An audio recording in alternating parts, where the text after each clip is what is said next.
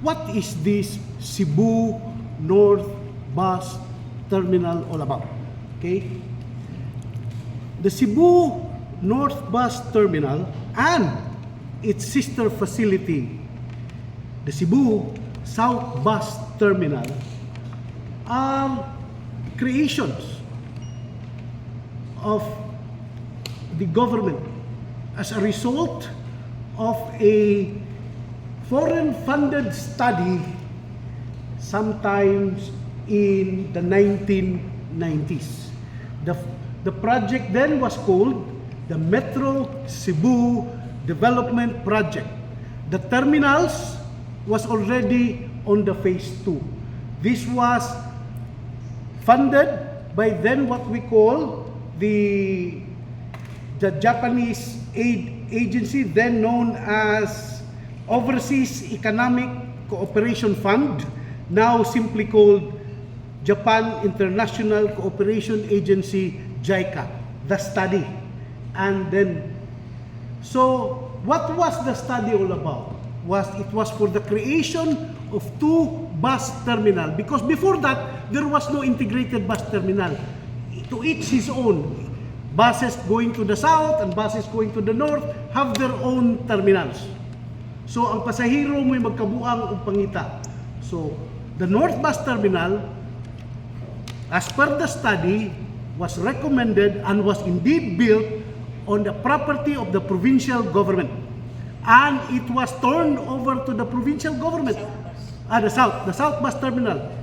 The property owned by the province, and it was turned over to the province of Cebu, subject of course to the payment by the province of the loan that was incurred to create that terminal. On the other hand, the North Bus Terminal was recommended to be established on a property owned by the city of Mandaue along the now M. Lugarta Street. Unfortunately or fortunately, the city of Mandaue did not accept. The city of Mandaue wanted it to be converted to a school. Then the mayor of Cebu City said, if that is the case, the Cebu City government will just accept the responsibility of operating and maintaining that North Bus Terminal by leasing 25 years lease the property of the city of Paminawa. So that's what happened. But the city government did not actually manage it. They entered into a memorandum of agreement with a Cebu Provincial Bus Operators Multipurpose Cooperative to run that. Okay. So, ang province was only the Cebu South Bus Terminal. Ang city was operating through the cooperative, the North Bus Terminal. 25 years lang ang lease sa city to Mandaue. Okay. Make it shorter. Maklaro man nimo na ang operation sa South Terminal wag gyud nagka-problema. Anay mga gagmayng issues but it continued.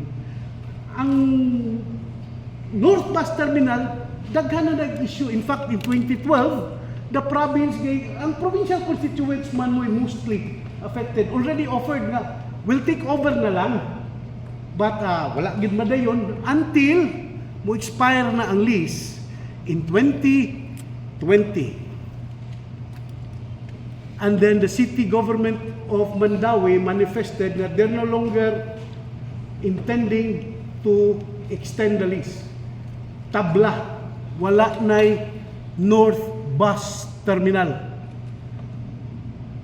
So what happened? The provincial government of Cebu had to step in to provide relief and service. But finding an ideal space for a bus terminal is what we can call finding a needle in a haystack challenge. Cebu is multi-congested. Where are you going to put? We can put it in a provincial property in Kalunasan, but would that be ideal? Luckily, again, maybe through the grace of God and the charm of our governor, SMCT offered the lot, saying, Gob, we have our lot. You can use it. free of charge as a bus terminal. But that North Bus Terminal there in SM City was never envisioned to be a permanent one, because the dream of the province is one day, and you've heard all about this, we've been bidding it out, but the pandemic had caught us, to build an integrated terminal, north and south, passenger and freight. And that dream continues until this day. So, that's the North Bus Terminal, a collaborative effort between SM City and the province to serve the Cebuanos and the visitors and guests of Cebu. Okay. On October 12, which is the birthday of the birthday man ng October 12. Kasi kabalo ang birthday October 12. Imo? Birthday of the governor, it was open. It was open, the bus terminal. At that time, of course, with the approval of the lot owner, the SM City, there were ventilation fans, brand new ventilation fans, serviceable pushcarts, but we cannot build whatever we need to build, other than the fact that we are not the lot owners. It was only to be temporary. We have placed there portalets, okay, portalets to serve the public. And then came Mr. Lu, not only for the North Bus Terminal, but for all public officials, and he will explain later what is the role, said, come on, we'll give you a premium sanitary facilities. It's dili na sayo, dili dat angay tawag toilet gay premium naman. Okay? So we decided. It was not the governor that just decided. The process passes through the what you now know, the Economic Enterprise Council. It was an unsolicited proposal. It was subjected to the competitive challenge. And unanimously, the council agreed that that service to North Bus Terminal is ideal. The Sangguniang Panlalawigan unanimously agreed, confirmed the award to Mr. Lu.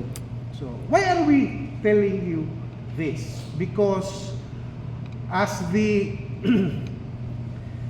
video have shown, this good senator, without coordination from the province of Cebu, which is also, by the way, a government entity, rushed there and, among others, told, to the dismay of the person manning the gate, dapat libre to. Ikaw, parang wala ka ng trabaho. That's among others. So, we come here to show that that is not libre. It follows all the proper proceedings, and we will show you that it's not prohibited by law. It is encouraged by law to come up with that kind of service to the public. And if the issue is a free sanitary facilities, as I've said, this is a collaboration with SM City. SM City has more than enough free sanitary facilities. And I can also vividly remember that before Mr. Lu came in, we have these portalets. But the challenge in these portalets is that we are in an area which is surrounded by communities, where it appears that these communities, you may as well know, is also challenged for public, for sanitary facilities. So pagkagabi, gamiton tanan until such time that for health and hygiene issues, these portalets are no longer advisable. So mas maayong dito inside the mall because it's properly monitored, it's properly clean. So look at it. So the operations, as the governor said, was hampered because here was a senator trying to, in his, let me call, unorthodox ways, barged in the facility and did those things. Before we will answer other issues, like for example, he went inside a bus and then it is now made, is he or the public or those in the few attributing it to us, the bus is not within our jurisdiction. That's LTRB. He's also raised a concern that private taxis outside the terminal is operating in competition with the UV Express parking inside. Unfortunately, it is a challenge to the provincial government because where it is situated right now is in Cebu City. And you all know we have no political jurisdiction over Cebu City. And much as we would like to barge our way in Cebu City and impose our will na, ayan, nagpaparkingi diri, papahawa na sila, we don't. We collaborate. There's a regular collaboration between the stakeholders, Cebu City government, during this time. And you all know that there was a time that the collaboration was very impossible because of that twice dismissed mayor. So these are the issues that we are addressing in order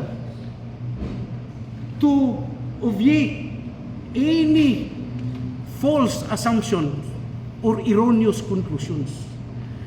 The province here, despite the fact that it was not really her original mission and is doing everything to improve the welfare of the Cebuano public. Remember that this collaboration with SMCT is mutually beneficial to all the parties concerned. To the riding public, now, not only their connectivity to their point of origin or destination is much easier because definitely you will agree with me that SMCT is far more better situated than the old location in M. Lugarta. Second, they are ready access to the rest and recreation, leisure, shopping, service facilities of the mall. And the mall, on the other hand, enjoys higher foot traffic. Why agrabyado? And here comes Mr. Lu providing a premium service. So, before anything else, I'll give the floor to Mr. Lu to tell you. Perfect, thank you.